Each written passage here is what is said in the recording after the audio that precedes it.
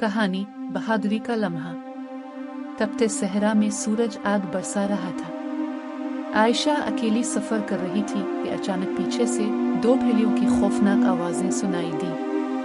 اس نے پلٹ کر دیکھا تو دونوں بھیڑیے تیزی سے اس کی طرف بڑھ رہے تھے۔ عائشہ کا دل زور زور سے دھڑکنے لگا، مگر اس نے ہمت نہیں ہاری۔ وہ پوری طاقت سے دوڑنے لگی۔ ریت میں اس کے قدم دھنس رہے تھے، سانس پھول رہی تھی، مگر جان بچانا ضروری تھا۔ اچانک اسے ایک بڑا پتھر نظر آیا۔ وہ فوراً اس کے پیچھے چھپ گئی اور ایک لاٹھی اٹھا لی۔ جب بھیڑیے قریب آئے تو اس نے پوری ہمت کے ساتھ زور سے چیخ ماری اور لاٹھی گھمائی۔ اس کی بہادری دیکھ کر بھیڑیے کچھ لمحوں کے لیے راگ گئے اور پھر آہستہ آہستہ پیچھے ہٹنے لگے۔